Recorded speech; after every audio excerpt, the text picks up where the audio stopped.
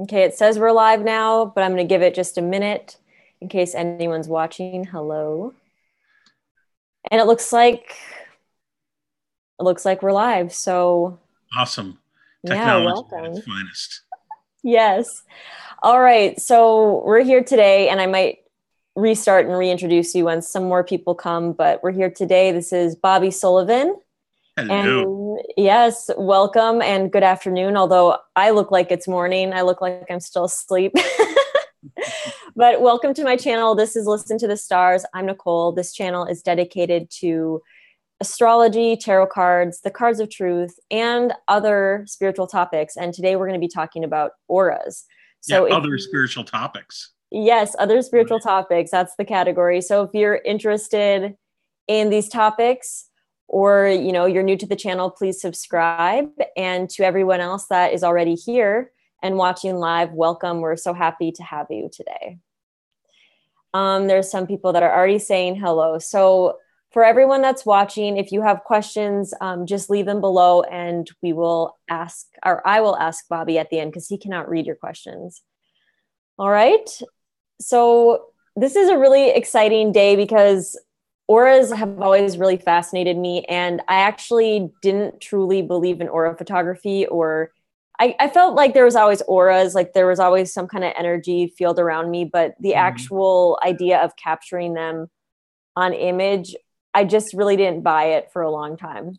And then I got a photo taken by you in, I think it was last year No, or it maybe was like earlier in this March, I year. think. March or, yeah, Yeah, in the fall. earlier this It year was when good. it was like still cold out. And that really made me like, okay, there's something here. And then what we did the other day when I was visiting Minnesota, that was even crazier. So before we get into that, I'm just saying you made me a believer, but can you tell me a little bit about who you are and Sure. what you do and, some of the offerings that you have so people can get to know you before we get into the juicy stuff? Absolutely. I'd love to, Nicole. So my name is Bobby Sullivan. I've been in the metaphysical world for 20 plus years. I I've been psychic since I was a little kid, and I've basically, been immersed in this world for quite a while. So I really look at everything that I do, and I do a bunch of different things as energy work. I'm a healer. I do practice hands-on healing. I'm certified in cranial sacral therapy. Um, I do past life regression work, which is also a very incredible healing modality.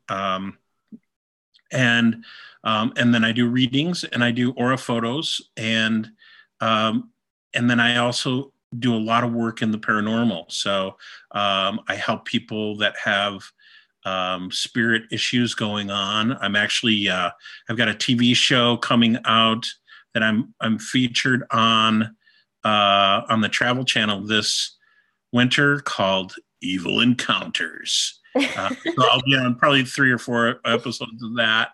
Um, and so I do a little bit of everything, but everything really is energy work for me. And that's how it boils down.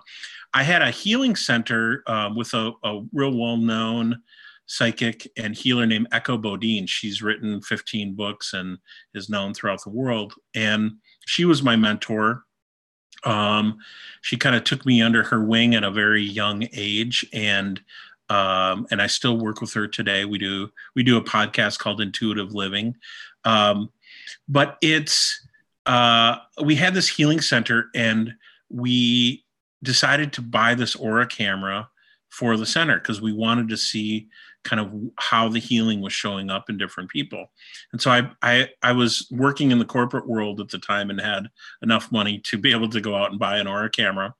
And so I bought one and I started using it. I started photographing people. I started doing before and after healing shots. I was doing, I went crazy with it. And in that time, and that was probably 16 years ago, I think I've had the camera for about that long. And I've probably taken million, zillion aura photos in that time. I don't know how many. Huge number. And I started doing something a little bit different with the camera. Because I am an intuitive, I used the photos as a way for me to focus on people's energy and do readings with the photos. Now, the camera itself, the equipment will kick out a computerized description of what the colors mean, but I really found that to be kind of very general, and so I unplugged the printer and I just became the report. And so when I do photos for people, I'll spend 15, 20, 30 minutes with them, depending on where we're at and how many people are waiting. And I'll do a reading with the photos as well. And it gives me a really unique sort of place to enter their energy. And it gives the people a really cool chance to actually physically see something that, you know, which is a great door opener for, especially for people that even like you know, who are skeptical about auras and that kind of stuff. So that's it in a nutshell.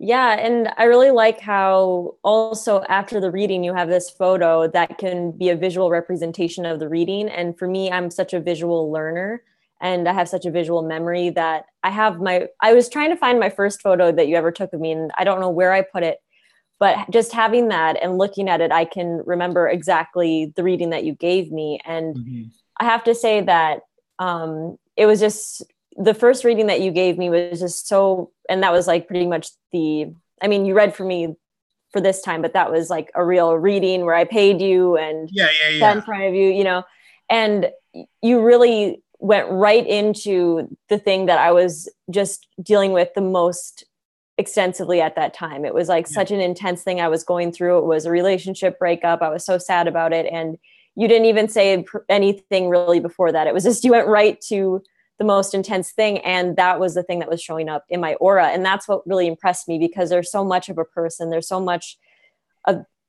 many things that we deal with in our day-to-day life, but you just like went right to the thing that was the most pertinent, the most relevant. And I kind of like how after we did these series of photos that we're going to show later, that really became evident that it's like really the thing that you're dealing with the most important energy, the most important situation is going to be what you're carrying in your aura. Yeah, that's typically when I do the reads, because we only have 15 or 20 minutes. What I look at is I'll look at like what in your life is boosting your energy and what in your life is pulling your energy down. And you know, so in a lot of ways, it's very similar to like the houses of astrology, right? So I might look at home, you know, home and family. I might look at relationships. I might look at finances. I might look at, you know, very similar to that. And I'll get pulled to that house of what, you know, what needs to be talked about. Yeah. That makes sense. So that's kind of cool. It does relate, you know, that's kind of how I do relate what I do with astrology. It's just it's a neat way to break it down. Well, the cool thing about doing readings in an intuitive way is that typically they'll match up to something more scientific, like an astrology chart or something like that. Or even the aura photo. It's like you're using your intuition, but usually it will always link up. So I feel like it's so strange to me that people don't believe this stuff exists, because there's so much proof.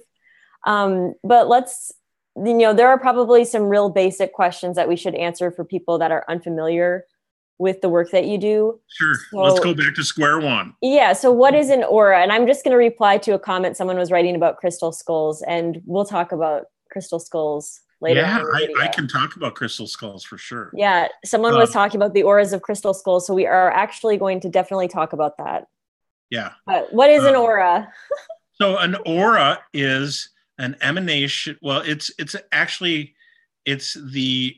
the energy that is connected to your living life force, right? And so it's connected to our physical, our emotional, our mental, and our spiritual energy. And the basic way that I look at this is that we as human beings are part spiritual energy and part human energy, right? If we look at the chakras, we have our first three chakras, which is our root, our stomach, and our solar plexus, which is red, orange, and yellow. And those chakras go in the same spectrum as the rainbow, right? It's Roy G. Biv. So red in your root chakra is connected to our humanness, right? Our physical energy, our survival, our will, our passion. The stomach is about emotions. It's about creation. It's about sort of our vitality and our hunger for life. Our solar plexus is yellow, which is really about our mental energy. It's about our analytical energy. It's about the way that our mind works. It's about our need to control it. And this, I'm just giving very basic descriptions but those first three chakras are all very much our human energy, right? And then when we go to the upper chakras, it goes, so it's blue, which is our throat, which is about communication. It's our third eye, which is about second sight, and it's our crown, which is really about our connection to the universe. Those three are really our spiritual chakras. And then the heart center, which is in the middle, is a balance of our human and our spiritual energy. Okay. And so the aura colors relate to those chakras as well. I always thought that the orange one was a sacral chakra, like the sexual creative energy. I guess the orange chakra is that's what I said. The second chakra. Oh, okay. Yep. Yeah. People always describe them differently, but yeah, that's it. That was my understanding too. Like the green one is the heart chakra. It's the balance. It's about balance and healing. Yep. So when you're looking at these aura photos, are those kind of the characteristic colors that you're calling upon as archetypes of all these different parts of the human experience and this? Absolutely. And that's where I kind of start the interpretation from, because it's really what people, mostly can understand. But that was why I unplugged the computer, because the computer didn't take into account the clarity, the position of those colors in the aura. It didn't take into account the shape, or, it's that was not included. And so I didn't think it was giving a fair interpretation of what was really going on. Well, this is really cool for people that study astrology, because we can relate all of these different chakras to different signs of the zodiac, and from those signs of the zodiac relate them to different planets, basically, which rule those signs. So actually looking at an aura photo, you could delineate maybe some things that are going on astrologically with the person, which I don't think we should get into today, but that could definitely be an area for people out there to explore. That would be pretty deep, but we could do it, Yeah. They also relate to the Sephiras of the Tree of Life and, all of that stuff. So, which also relates to the tarot and also relates to the, astrology. So in a lot of ways, all of it is very linked, Mm-hmm. Yeah, so that's amazing. All right, so we know what auras are, and you use a special camera and I wanted to explain kind of the process. So when you sit in front of this camera, what I had to do is put my hands on basically like a thing. I'll explain how basically a thing. So the idea of, we're getting really technical now. It's the thing that's connected to the doohickey that's connected. No. I have no idea how to describe it. There are two boxes. Well, let me explain a little bit for all those analytical yellow aura people out there. Yeah. This whole idea of photographing an aura started way back, in the early, I believe it was the early 1900s. And there was a Russian scientist named Kirillin that essentially what he did was he took a silver plate and he took an electronic charge and hooked it up to that plate. And then he took a piece of like photographic paper and had a person put their hand on the plate, on the photographic paper, and ran the charge through it. And what it showed was the way that the energy moved through the human body. And he was able to do reads from this energy based on the way that it was going through the body. And that's known as Carillion photography. Now, the camera that I have is, a lot of people that are at these expos say, oh, it's Carillion photography. It's not. This is called aura imaging, and it's based on the same principles. So those pads that you put your hand on, those are silver plates. Okay. Cool. But in those plates are sensors, and the sensors are actually hooked up to a computer, and it's basically off of like biofeedback, same technology. And what happens is the computer reads the frequency and the vibration of those sensors, and it images it into a photograph. So it is not necessarily an actual excuse me, picture of your aura. It's the way that the computer interprets your aura through the meridians in your hands. Okay. So that's so cool. I just want to make sure that that's clear, because that's important, you know? Yes. So have you ever been able to see auras, or were you an aura reader before you had the machine? Like, yes. Okay. Absolutely. I do practice a lot in seeing auras, and I teach, I do a lot of classes, and so I do teach people how to see auras. And there's a lot of it's really not that difficult. It's just really learning how to train your eyes to focus is if you want to see actual auras. And you might people out there might have experienced this. Like, let's say if you were sitting there talking to a speaker, right, or listening to a speaker in a ballroom, right, and you're staring at them, and you're staring at them, and you're staring at them, and all of a sudden, your eyes kind of do that Alfred Hitchcock thing where everything kind of perception changes and stuff. And what happens is you see kind of like a light sort of open up around people's heads. And usually when you first start seeing it, you're going to see kind of a white glow, which is really that very first layer of the aura. The more that you practice being able to do that, the better you get at it. And then all of a sudden you'll see colors kind of start popping out and stuff like that.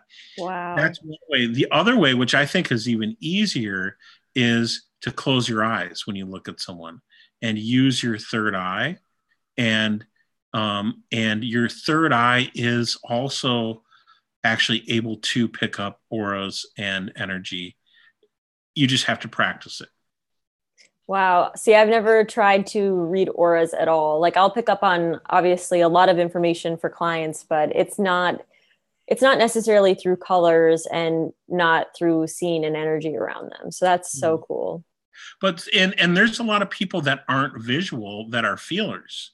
You know what I mean? So if you're someone who's super empathic, you can feel color.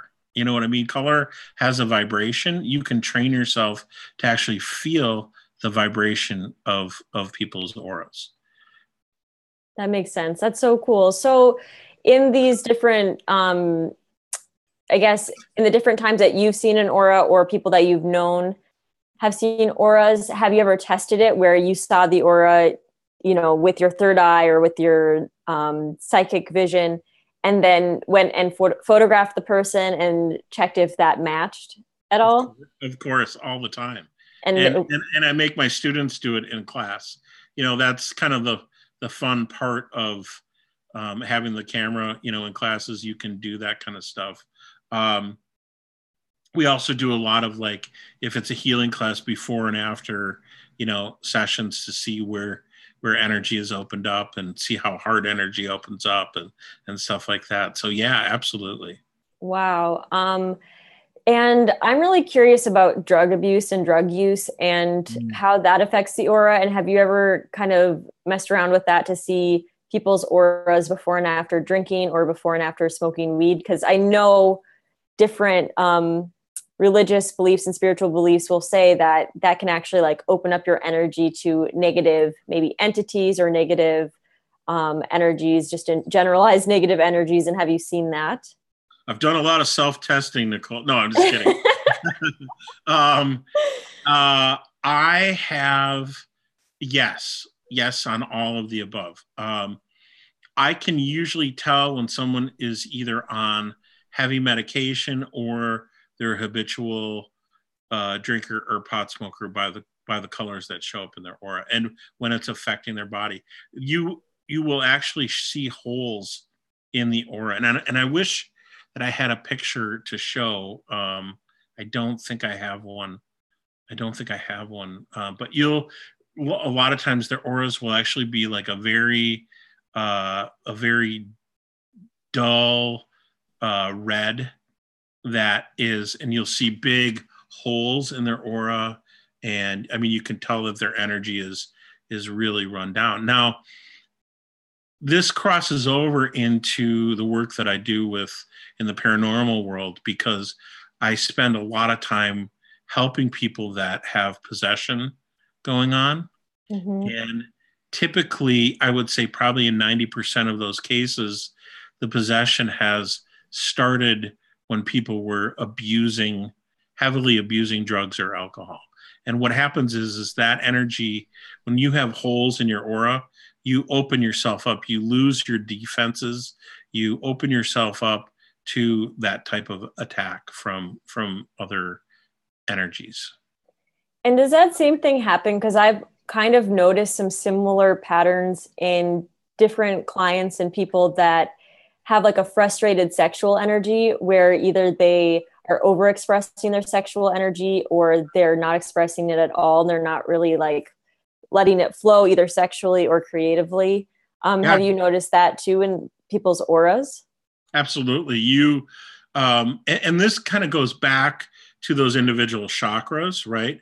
But if you have, like, I'll give you an example. I was doing a healing on this woman. She was a little bit old, 60s, and I could feel, and I wasn't even touching her body, but I could feel as I was going through her aura, it felt like a brick wall over her first chakra. Mm-hmm. And I said to her, I said, it feels like there's a brick wall. It feels like you've put up a wall around your root chakra, and which is usually an indication of someone shutting down sexually, right? Mm-hmm. And she said, well, and she was really honest with me. She said, when I was 7 or 8 years old, I was camping with my cousins, and my uncle came into my tent and put his hands down my pants, and she said from that time forward, she had been, really affected by that. And so you could feel it energetically, and so, yeah, people for different reasons will block those energy centers. Mm-hmm. It happens, and it will also connect to past lives as well, because I do work in that world. And a lot of times, if we don't finish something in a past life, we will bring that forward with us into another lifetime. And, Right. and that is also possible to have that in cell memory or in your energetic memory. Yeah. And so you can sort of intuitively see that or feel that in a person. And will that also show up in aura photography, or only if that's kind of the relevant issue that that client is dealing with? Sometimes the potential of it will show up, and that's where I'll dig in intuitively. You know what I mean? Mm-hmm. So, that's me working in co-creation with the process and with the aura photo and with the person, Yeah. I mean, I definitely can completely understand what you mean about people having blocked chakras or energetic centers, because I do Reiki healing. And I used to have this beautiful silver ball that I would use as my pendulum until the chain broke. And now I just will use a normal pendulum. And you'll see the pendulum will swing, clockwise if the chakra is, doing what it's supposed to do, if there's no energetic blockages. And Sure. then it will go counterclockwise or completely still if there's a real issue. And then when you go in to do the Reiki healing, that's when, you'll sometimes see the thing that's blocking it is really far back in the past, or like you said, more of like what I would almost call like the person's coding or their programming, which is sometimes and often from past lives. Sure. I mean, that's, and we'll have to do another show on past life because it's fascinating. But when we're looking for stuff in that process, we're looking for vows that we've made, limiting beliefs, closed-end promises, any of that kind of stuff, because that is a program. It's a loop tape, and we do carry that forward. So just a quick example, if someone comes to see me with every time they get into a relationship, they sabotage the relationship. When it turns into love, it falls apart. Well, and they can't figure it out. And this keeps repeating. It's a repeating pattern. Well, when we go back into the past life, it would be something like I'll just give you an example I had last week. This woman came with that problem, and she said that when we went into the regression through hypnosis, she was in a lifetime where her husband was a Army officer, and he was going off to war, and she was madly in love with him. And he basically looked deep into her eyes and said, "I promise you I will be back." And he didn't come back. He was killed. And when that happened, she made a vow. She said, "I will never let anyone love me like that again." And or I will never let myself be that in love again. And so that vow carried forward into this life, and so we can reprogram that once we figure that out. Yeah, that's so intense. I know the most powerful past life moments I've ever experienced were just like randomly through yoga or something would come up. And the intensity of some of the things that come up from past lives is just like, it's traumatic sometimes. Like, how could you not still be affected? Like, I mean, some of the things I've seen from my own past lives are just so either traumatic or emotionally intense in like a good way too, where, I can totally understand if I still have some attachments from other lifetimes. Well, I think for another show, we're going to, I'm going to videotape your regression, and then we can play clips of it. Yeah, not the whole thing. No. Yeah, that would be really cool. So, well, we might have difficulty because I paid $300 once to be past life regressed by a guy in Minnesota when I was living in Minnesota, and I cannot be hypnotized, I don't think. So I'll take care of you. Don't worry. Okay. All right, we'll see what happens. So, You're okay. getting very sleepy already, Nicole. Right, with this pendulum. So the other thing I wanted to ask you, and I think a lot of people would be curious about before we get into the examples, is what are the most damaging things to an aura, to your energy, and what are the most strengthening things, just in general? Well, that's a really good question. I do a workshop called 10 Ways to Raise Your Vibration. Okay. We go through that in that workshop, but you have to look at it on all of the levels, right? So physically, it's lack of sleep. Yeah. Stress, worrying, all of that kind of stuff is really the mental piece.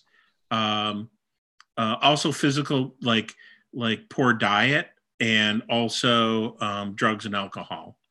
Okay. Spiritually, a lot of times when people are when they are being sort of Oh gosh, like a lot of times people will have belief systems that someone else is trying to affect. So let's say I get a ton of people that are wanting to open up psychically, but their spouses are super religious. You know what I mean? When people are kind of trounced upon that way, when someone gets in between them and spirit, you know, that can be very, very damaging to the spiritual part of our aura, right? Mm-hmm. Trying to think what else. So, Well, I was going to ask, what about meat eating? Have you seen a difference in auras between vegetarians and meat eaters? I haven't.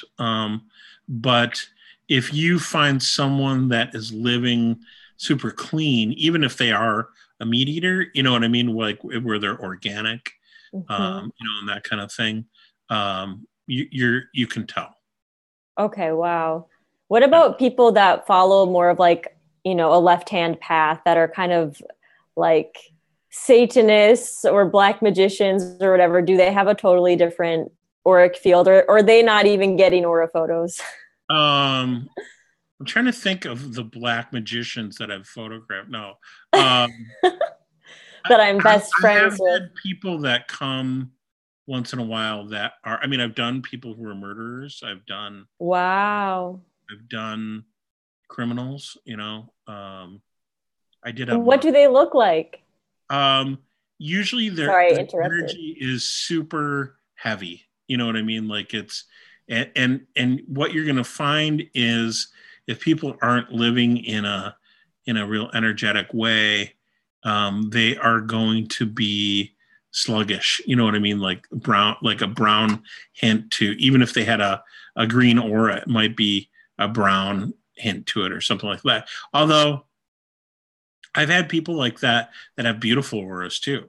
So, um, you know, a lot of it has to do with what your mind is selling you. You know what I mean? So if you're a full-on narcissist and you're here hurting people, but you believe that you're awesome, you know what I mean? Your aura can actually show up pretty well.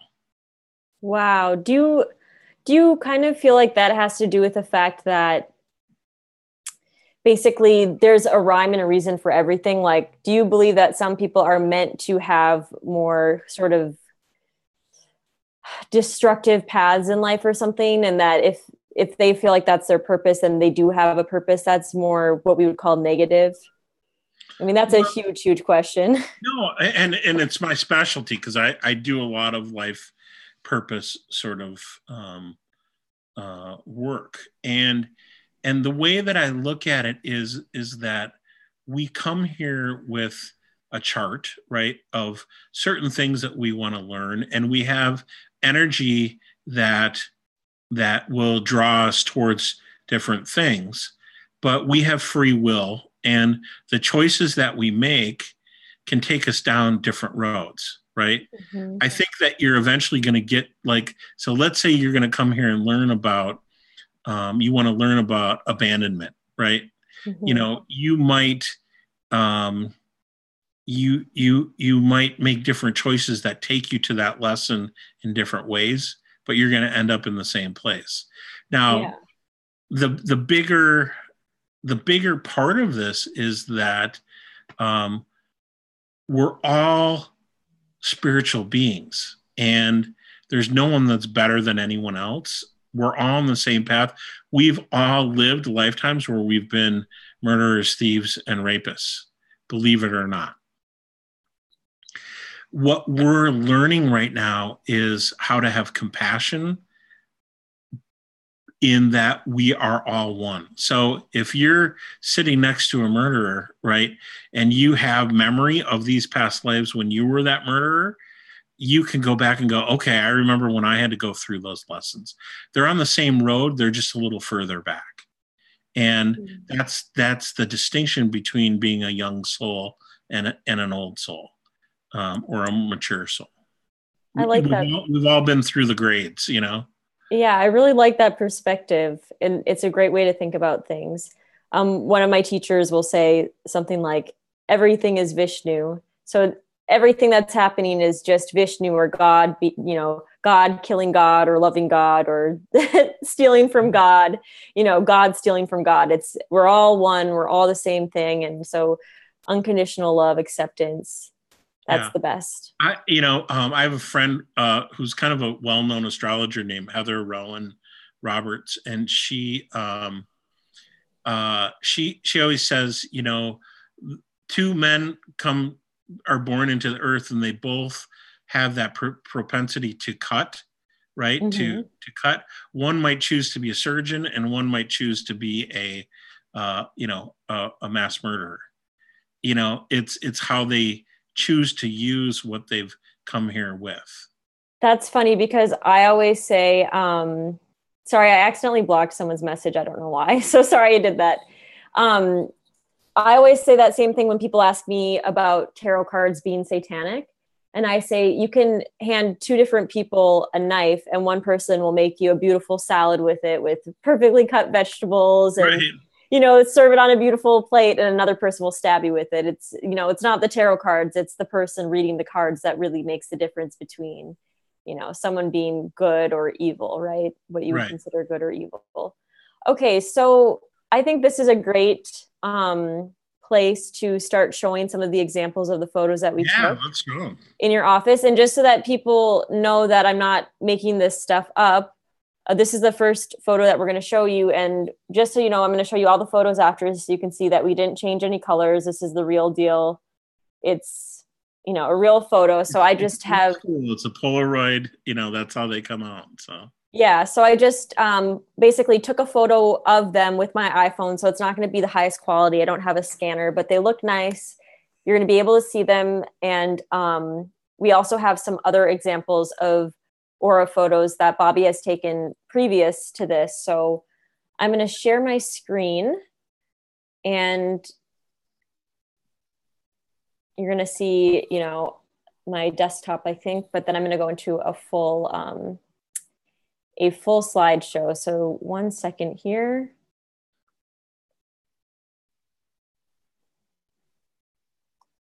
So now we're in the slideshow. Can you guys all see that? It's a big photo of me, my aura. Yeah. I think you can. Yeah, okay.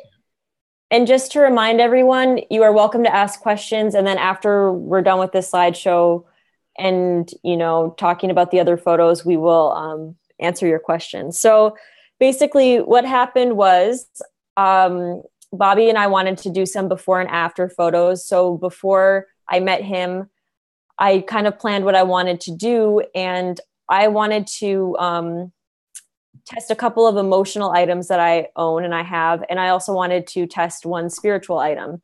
So I'll explain what each item was as we go through them. But this is the before photo that was taken. And all of these photos were taken pretty much within 1 10-minute period, maybe even less, maybe closer to like 7 minutes. So the only thing that shifted between these images is the object that I was wearing. So this is me. I have very long hair, so it looks like a scarf, but this is just my hair. I'm wearing a white sweater and I have on the same necklace that I wear pretty much every day, which is a necklace from my great-grandmother in Chile. So it's not like something that's going to change my energy because it's just something I always wear. So Bobby, what do you have to say about this image? When this came up, the first thing that I would look at is the layers. Okay. So you're going to see in the photo, like if you kind of point around the edges, you'll see that there's red underneath there. So there is red, and then over the top of it is yellow and gold. Okay. And then you have green down in the arms, or down in that one arm. It's under the other arm. You just can't really see it. And then there's green coming out of your heart. Okay. So the red underneath all of that shows me that you have been kind of in a feeling emotional state. It shows me that part of who you are is you're very empathic. You're a feeler, right? The yellow over the top of that shows me that that you've been processing a lot of the feelings. So essentially, that yellow is a very strong mental energy. It shows me that you've been thinking about stuff and almost to a point where there might be some obsession going on with the way that you're thinking about it. You know what I mean? Like, or racing mind, that type of thing. Yeah. And to give everyone a context, and I don't mind sharing, right before this appointment, I was really, really frustrated, like extremely frustrated. And before we even started taking photos, Bobby's one of my friends. So I was just pretty much just letting it all out and complaining and, you know, all that kind of stuff. I was like in a very frustrated state. That's the word I would use. And it was just because of a lot of different things, like people in my life that had, like, I personally felt backstabbed me and hurt my feelings and things like that. And I was just trying to get to that higher perspective because obviously I'm a life coach. I do counseling work and stuff. So I have that higher perspective. So I was trying to, like he said, process this frustration, these anger of these people that I felt were like, I thought you were my friends and I guess you weren't, that kind of thing. And a lot of things happened within the 24 hours before I got this photo that really was making me frustrated with people in my life. And then there was some emotional stuff I was processing too, which I feel like was showing up as well. That was just like more ancient. And then we'll also look at the heart, and you can see that there's green coming out of the heart, which shows me that that you're in a healing phase as well, or that your heart has been kind of going through. Typically, this is related to very old stuff. You know what I mean? Yeah. But that your heart is, and that could be connected to a couple different things. You know what I mean? It could be stuff that you're working on outside of what was going on, or it could be that the pattern that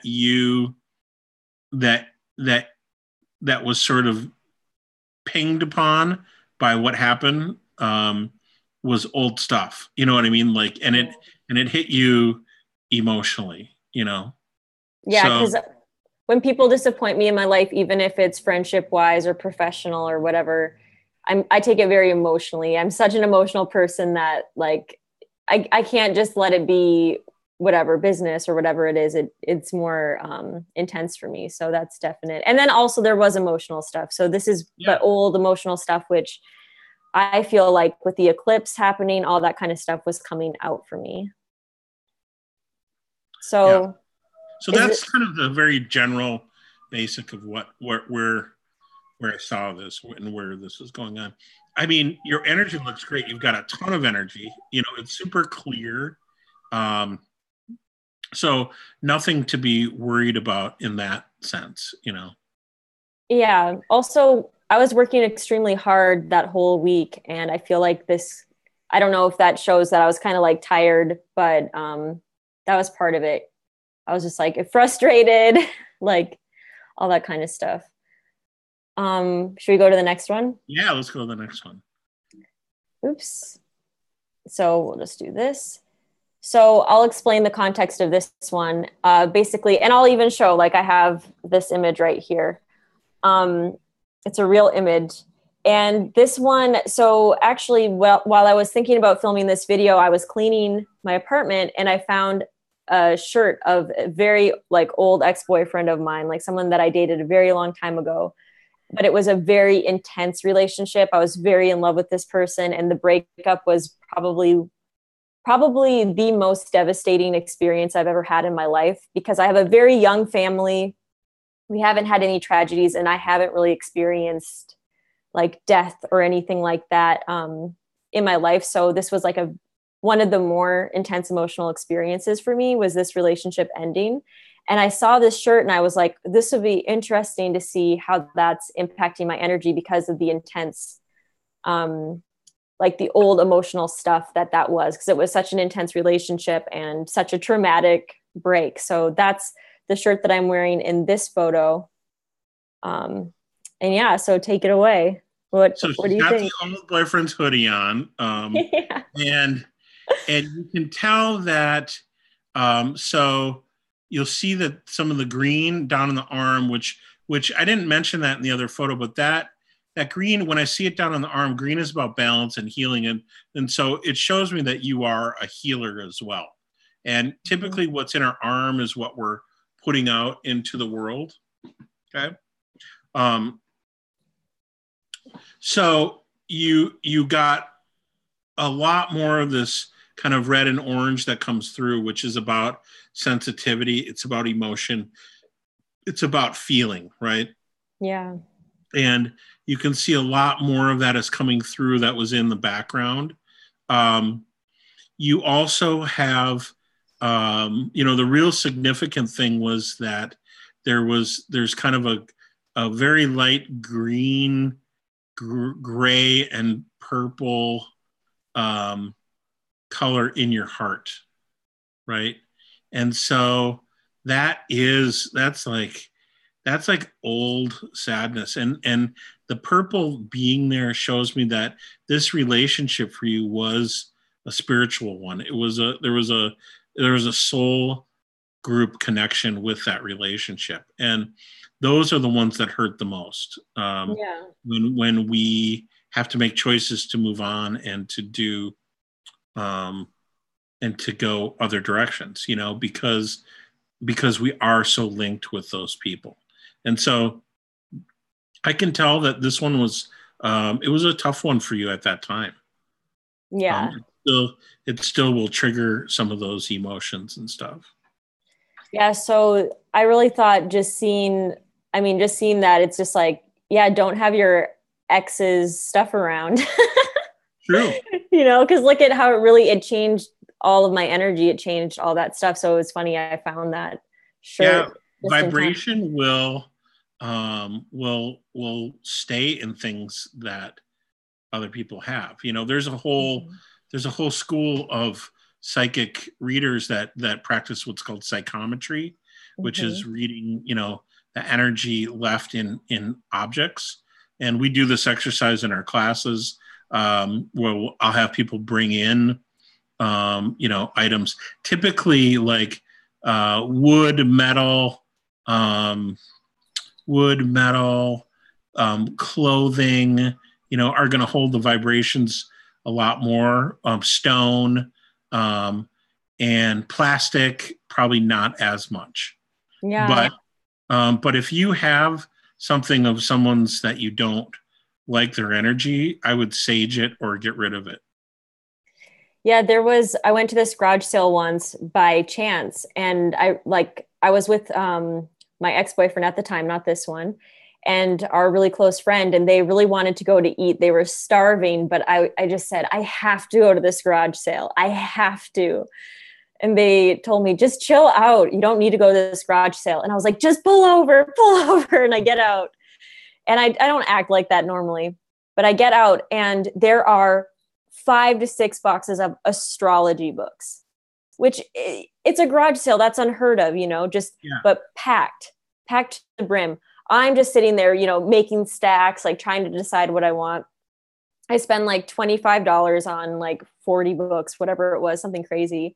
And I told the person, there are so many astrology books and they're starving. I don't have time to go through them, but send me a text message if you don't sell them, and I'll come and buy some more tomorrow, or I'll go through them and see what I want and I'll pay you for them. So I went by the next day, went through the rest of them because they hadn't sold. And they said, this is the last day of our garage sale. So you can actually just have whatever you want for free. Not even just the books, but the objects here. And I got so many cool things. Like even what my laptop is resting on was from that garage sale. And eventually I was like, can you tell me whose stuff this is? I'd love to meet them. And they said that it was their mother who had passed away. And, they were very emotional about it. But when I went through the books, she had written notes in every book. There were old letters to and from her in her books. And I got to really know who she was. And she was this amazing astrologer and this woman. And every time I am around her stuff, I feel really good. And I feel like, oh, it's my friend, even though I never met her. But I'm so attracted to that energy. And so this was such a cool thing to see that, yes, objects do retain a person's energetic presence. Yeah, absolutely. So I thought I would just share that. Let's go to the next image though. So this one's cool. This is actually me wearing my actual boyfriend's, my current boyfriend's sweatshirt. And I have this photo here. It's the real deal. And so look at how dramatically my energy changed. This was within minutes, right? Yeah. So had it gone the other way around, I probably would have been a little bit concerned for you in your relationship, but it went a really good way. So you can see that your vibration really changed, right? And do you remember when I took the photo, I said, oh, that gives you a really calming energy. Before we looked at it, I mean, I could feel it, like your whole vibration had changed.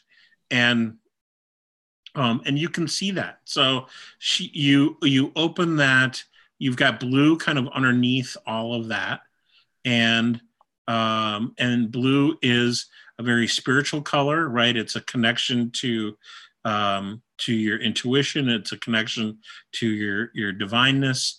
The green is actually a very strong healing energy as well, and balance, right? So this really did bring you back into that balance place, which is really nice to see. Yeah, so that's really cool. And it's funny because when people, like when he travels or whatever, like I have his shirt and I'll like wear it because I miss him. And it's funny because it makes me feel better. And I'm like, oh, I just feel so much happier when I'm wearing your clothes when you're gone, whatever. It's just like people do that in relationships. I don't think I'm the only one. But it's just so cool to see like proof that it actually changes things. It makes me feel calmer. It makes me feel more at peace. And I do feel all those things when I'm around him. It's like one of the great things about that relationship. So I do kind of a fun activity with my students when we're, especially if it's a 2-day workshop. What I'll have them do is, if they live with someone, especially like a spouse or a boyfriend or girlfriend or something like that, I'll have them go home and go into their closet and just pick one like shirt or article of clothing and to put their energy into that article of clothing. Mm-hmm.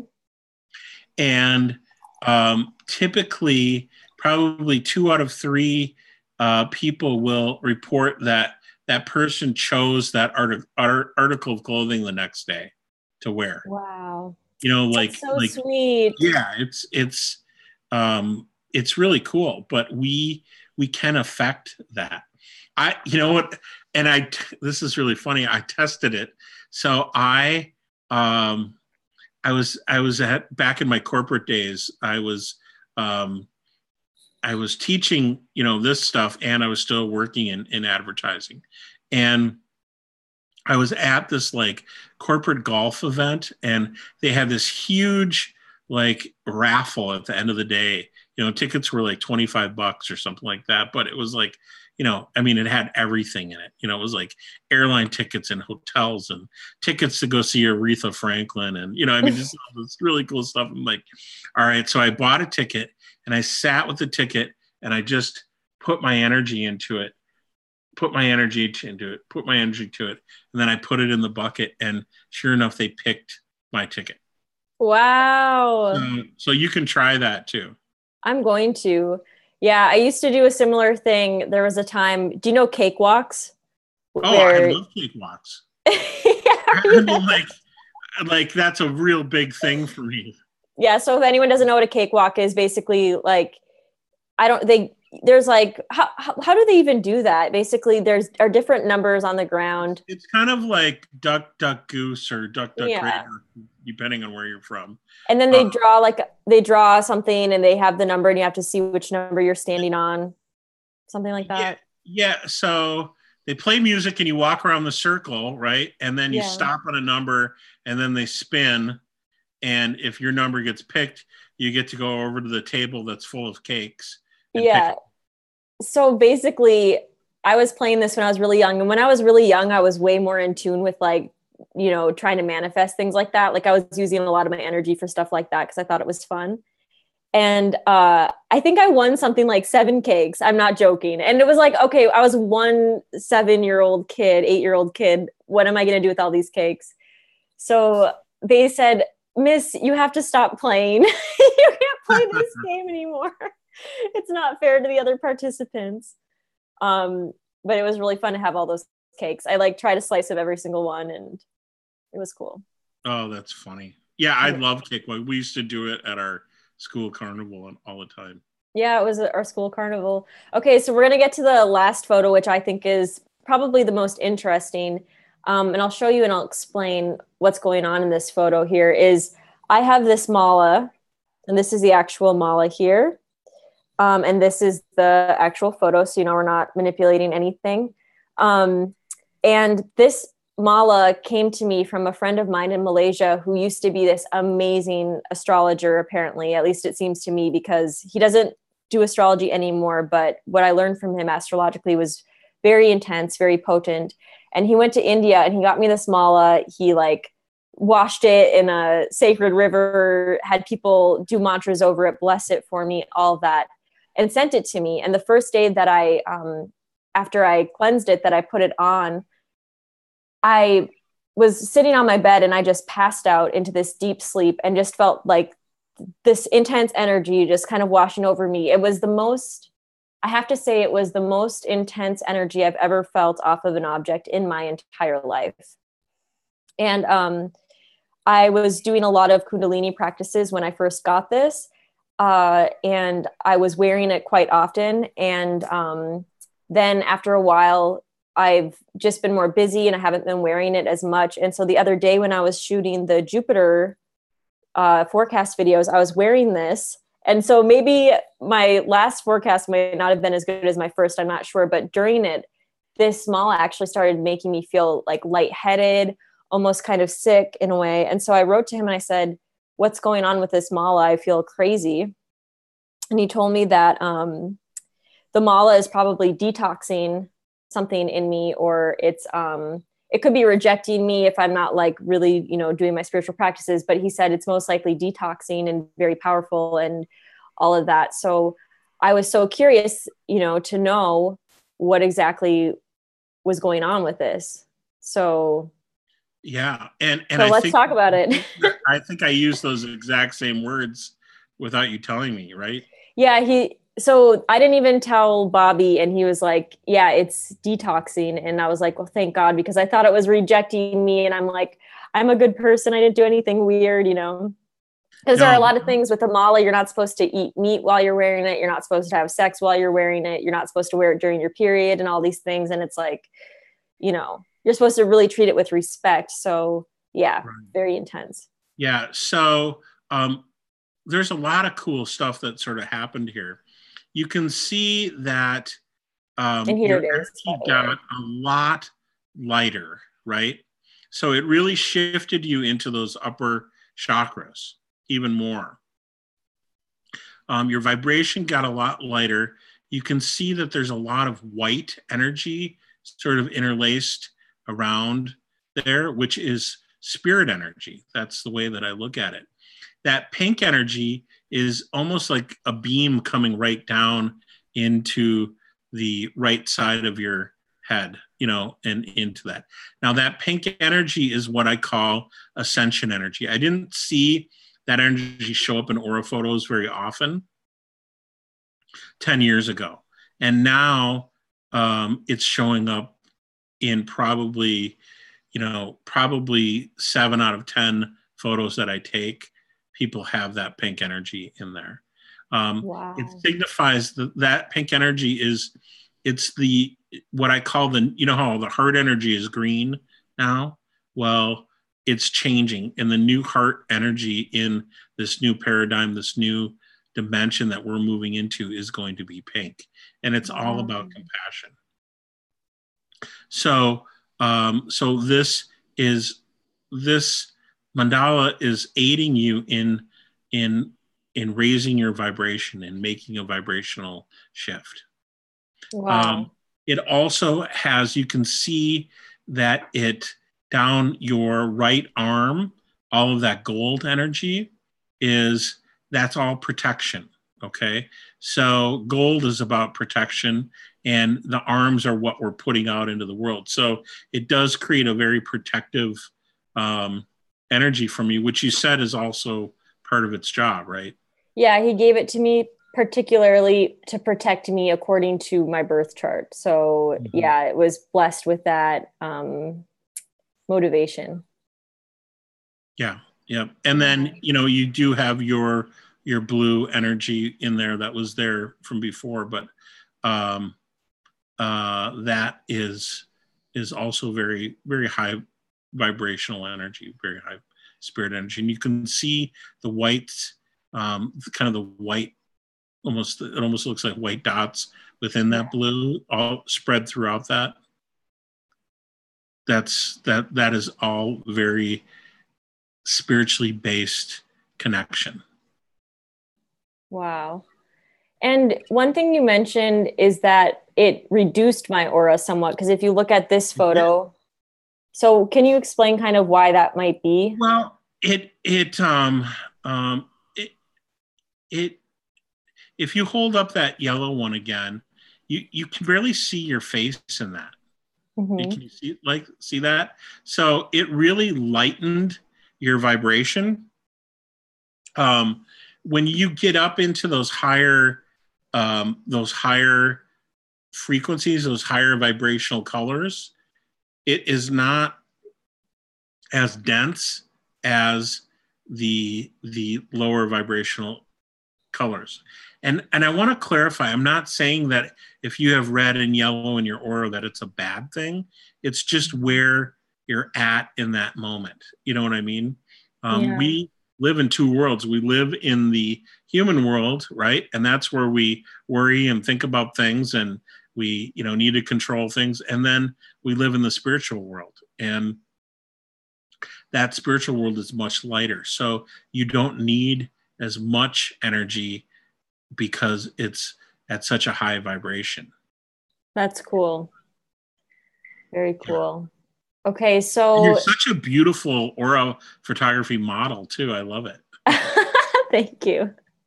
I just think it's funny how long my hair is at this point. I keep thinking this is a scarf, but it's my own hair.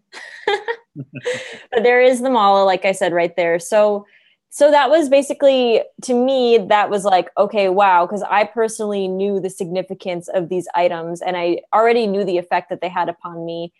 And to see that visually from me knowing in advance, just like totally to me proves that, the items that we bring into our lives impact us. And I actually did this project for over a year. I think it was 14 months, where I drew one object a day, and I titled this book Mystic Objects. And every day I'd draw an object in my life that was important to me. And after a while, I started to understand, by engaging with each object that was important to me in an intimate way, that the things that we have in our lives, even just if they're objects, have a profound impact on us. So really, I've never been the type of person to spend money on things unless they're astrology books, food, or like basic clothing, shelter. Like I'm not a materialistic person. And so I just think it's so strange how people can go to like, I don't know, places like Target or Walmart and just buy a bunch of junk and surround themselves with it, because what kind of an energetic vibration are you exposing yourself to? It's not conscious. Interesting. Yeah. So.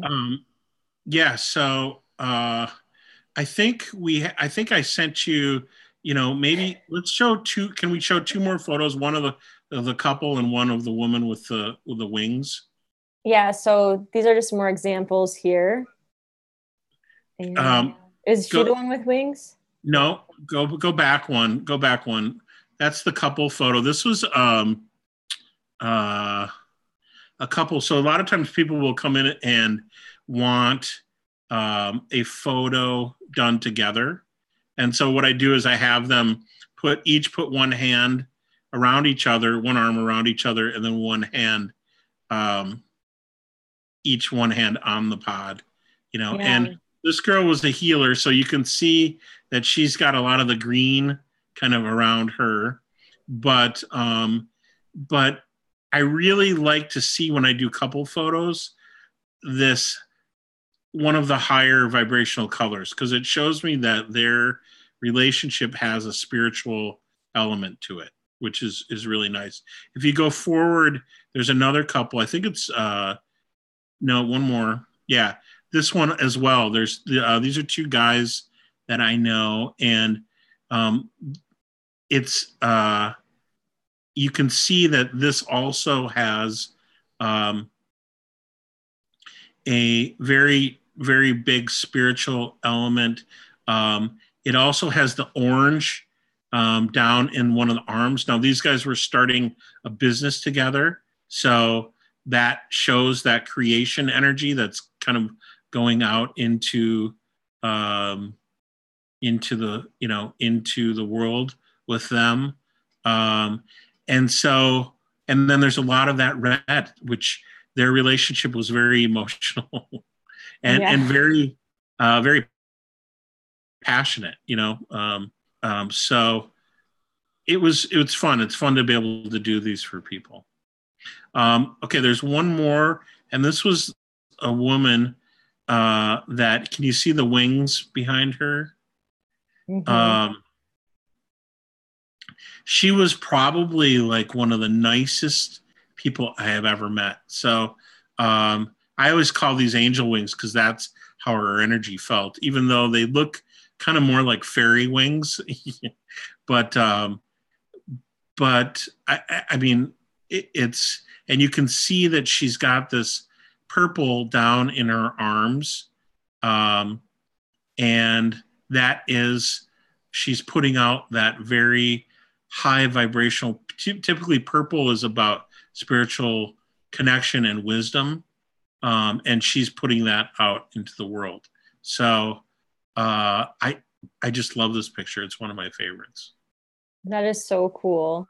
And I think that was it. So let's get out of this screen share. And what I think we're going to do now is I'm going to take some questions from the people that are still watching. Sure. And see if anyone has anything to say. And I still want to, while I'm looking for questions, there was the first question about the crystal skulls, and you do know a guy, and didn't he take an aura photo with the crystal skull? Here's the story, and I'm betting that this person probably saw the skulls on Ancient Aliens. So my buddy John DeSalvo, who was on Ancient Aliens, and John owns 4 or 5 crystal skulls that have been dated back to 5,000-6,000 years ago. John hired me to come and take aura photos of these skulls. And we then pitched the idea to Ancient Aliens, he was on the show, and they said, no, we don't want to do that, whatever. And then 3 weeks later, they went and filmed someone else with a crystal skull with taking aura.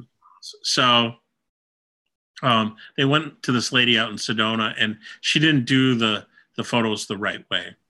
But yes, the photos do, or the crystal skulls do hold energy, and it's phenomenal. I mean, it's really, really cool.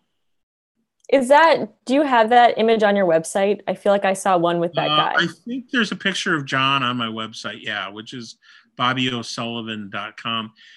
John also owns a lot of ancient artifacts, but there's a very famous woman named Marie Laveau from New Orleans. She was the voodoo queen of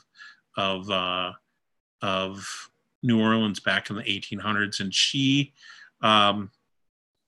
he has a bunch of her objects that we also photographed.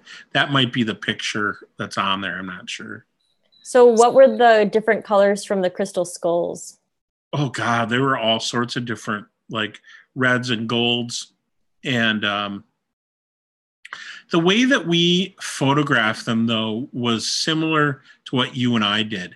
If you take an inanimate object and you put it on the on the sensor, you're going to get a very small little blue light, which is what they did on Ancient Aliens. And you could take a pencil, or you could take a thermos or a crystal skull, and it would all show the same thing. Okay. That's just the way that it reads when something's sitting on there. So what John and I did was we did a same thing with what you did. He wore those things. You know, we took control pictures and showed how those things changed his aura. So like with one of the skulls, you know, he got this huge gold light around him, and the skull was actually made to sit in a tomb, and it was there for protection, you know, and then elicited all of this protective light around John when he had it. Wow. Yeah, I mean, it's so cool. It's just really, really cool. I didn't think about it, but I could have grabbed those pictures to show you. Oh, that's okay. Maybe if you send them to me, I'll share them on my Facebook page. So we have a comment here that Judy's son had this done, and he had huge gold angel wings.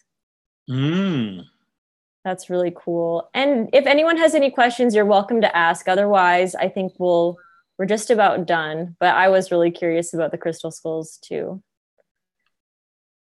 Yeah, so we'll see if anyone else has any questions. And how can I learn to meditate? So Sonia is asking how she can learn to meditate. I've only gotten close a couple of times and saw scary unknown images. And once I saw a faceless person spoon with me. Sonia, I have a beginner meditation video on my YouTube channel, but I'm definitely curious to know if Bobby has any recommendations for beginner meditation. I think doing guided meditations is a really good way to start.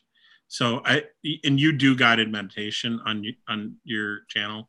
I just teach a technique, but it's not guided. Yeah. I've thought about that, though. I think that might be fun to do some guided meditations. Yeah, I think doing a guided meditation is a really good way to start.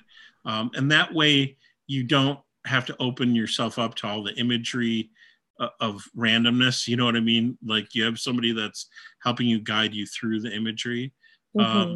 Those things that pop into your head, there's nothing to be afraid of. It's simply just, it's the randomness and the sort of the shadows of your mind that are throwing those things out. So if you learn to laugh at them, one of the things that I've done, being able to see ghosts since I was a little kid, I've had to learn how to extinguish them, you know, so like visualizing yourself with a laser finger or something like that and just pointing at them and seeing them disintegrate is actually really a good method.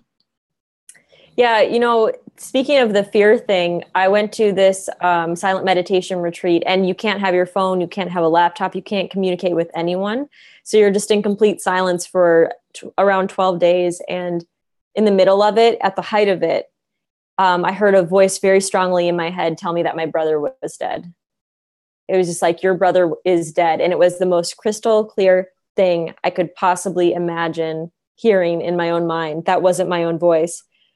And I recognized it as being one of my deepest fears coming up. And I just continued to do the technique and tried to like transmute it.